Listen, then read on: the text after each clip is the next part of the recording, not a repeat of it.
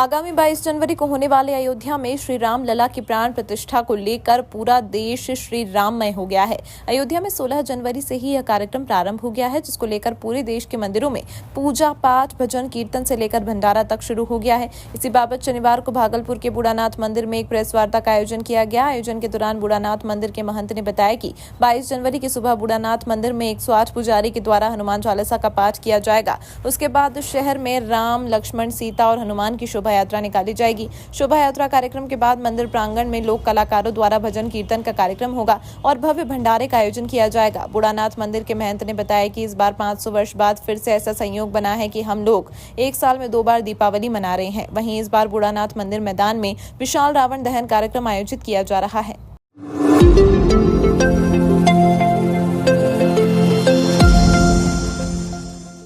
भागलपुर से एक अजीबोगरीब मामला सामने आया है। दरअसल एक विवाहित लड़की अपने घायल बुजुर्ग पिता के साथ घूम रही थी। चेहरे पर काफी परेशानी दिख रही थी। जब पत्रकारों ने उससे परेशानी पूछी तो उसने ऐसी बातें बता दी जो सुनकर आपके होश उड़ जाएंगे। पीड़ित लड़की ने बताया कि जब वह बाथरूम जाती थी तो उसके ही गांव के कुछ मनचले लड़के द्वारा बाथरूम की छेद से उस लड़की का वीडियो बनाते थे। जब लड़की ने विरोध किया तो उनके परिवार वालों को मनचले कुछ लड़कों ने रॉड से मारकर घायल कर दिया और जान से मारने की धमकी दी। घटना के बाद जान माल की गुहार लगाने लड़की और उसके बुजुर्ग घायल पिता वरीय पुलिस अधीक्षक आनंद कुमार के पास पहुंचे। उनका साफ तौर पर कहना था कि मैं गरीब हूं और किसी तरह कमाता खाता हूं, लेकिन मेरी बेटी के साथ गांव के ही युवा इस तरह की गंदी हरकत करते हैं। उन्होंने कहा कि मुझे इंसाफ मिलना चाहिए।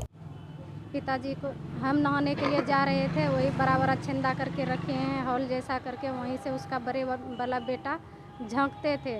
तो हम आके पिताजी को बोले कि ऐसे ऐसे करते हैं मेरे साथ, देखिए।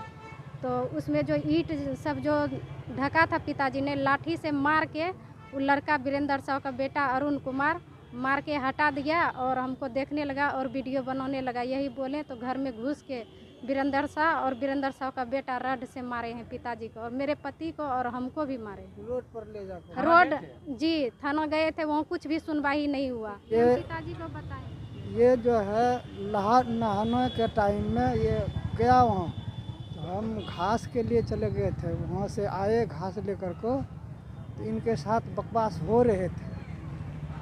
उसके बाद जो है हम बोले क्या हुआ, जब तक में ये सब लड़ने पड़ने लगे तो उसमें हम औल बोल हो गए। तो हम छुड़ाने के लिए गए तो इनके साथ जो है छोड़ कर को हमारे पर लूट गया, रड से मारा इस पर।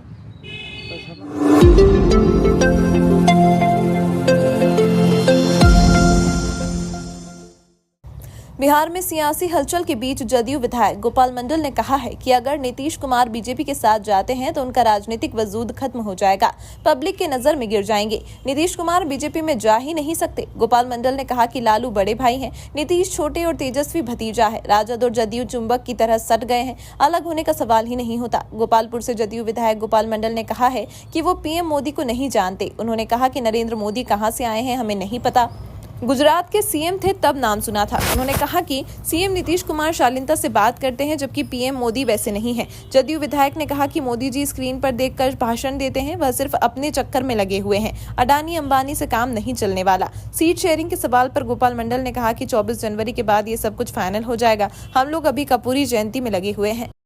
जदयू में कुछ नहीं होने वाला। बड़े भाई छोटे भाई की बात है। अब बड़ा भाई लालू यादव जी, छोटा भाई नीतीश कुमार, भतीजा तेजस्वी, इसको छोड़ने वाली बात नहीं है। एकदम चुंबक की तरह सट गया। और जो मानसा आप लोग बना रहे हैं, कोई बना रहा है भारतीय जनता पार्टी में जाइए। अगर भारतीय जनता पार्टी में जुड़ते हैं नीतीश कुमार, इनका राजनीतिक वजूद खत्म हो जाएगा, पब्लिक के नज़र में गिर जाएंगे। वो जा ही नहीं सकते। मर मिट सकते हैं, चूँकि वो नीतीश कुमार भी सुनेंगे, मर मिट सकते हैं, लेकिन भारतीय जनता पार्टी से हाथ नहीं मिलेगा। भारतीय जनता पार्टी झूठा पार्टी है और ये नरेंद्र मोदी कहाँ से टपक का है, उसका नाम भी नहीं सुने। गुजरात में मुख्यमंत्री होता होगा, ये अड़ियल की तरह बात करता है, दानव की तरह डकारता है। हमारे माननीय मुख्यमंत्री नीतीश कुमार जी जो बयान देते हैं, कितना मीठे शब्दों में, कितना ढंग से बोलते हैं।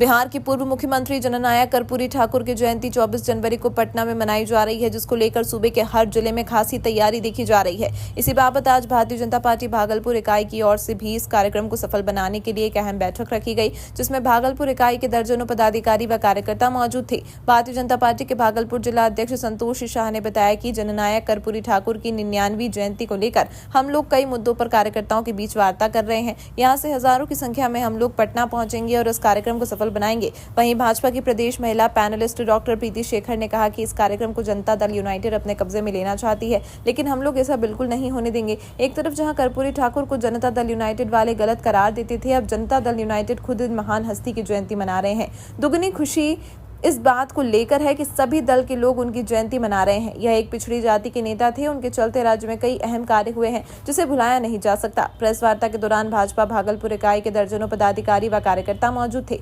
जननायक कर्पूरी ठाकुर की जयंती पर पटना में शामिल होने जा रहे कार्यकर्ताओं में काफी खुशी की लहर देखी जा रही है। जब कर्पूरी जी की सरकार बनी थी तब यही लोग कर्पूरी जी को चिढ़ाते थे, कर्पूरी कर पूरा नहीं तो पकड़ अस्तूरा।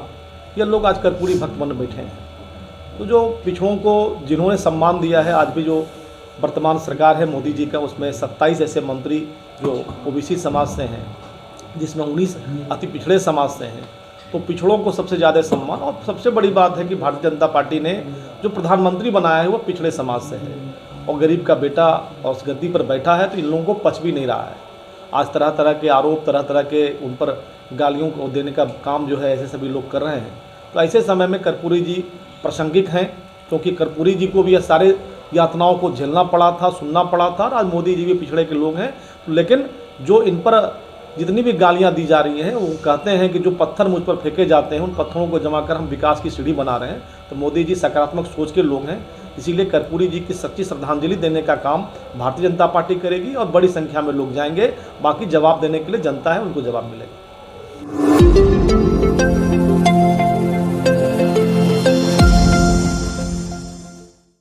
आगामी 22 जनवरी को होने वाले अयोध्या में श्री राम लला की प्राण प्रतिष्ठा को लेकर पूरा देश श्री राममय हो गया है। अयोध्या में इसको लेकर 16 जनवरी से ही कार्यक्रम प्रारंभ हो गए हैं, जिसको लेकर पूरे देश के मंदिरों में पूजा पाठ, भजन कीर्तन से लेकर भंडारा कार्यक्रम प्रारंभ हो गया है। इसी बाबत आज अयोध्या में प्रभु श्री राम लला की प्राण प्रतिष्ठा के पावन अवसर पर अलीगंज ठाकुरबाड़ी मंदिर के प्रांगण में भारतीय जनता पार्टी भागलपुर इकाई द्वारा विराट 108 कन्या पूजन एवं कन्या भोज का आयोजन किया गया, जिसमें भाजपा के अधिकारियों के साथ साथ दर्जनों कार्यकर्ता मौजूद थे।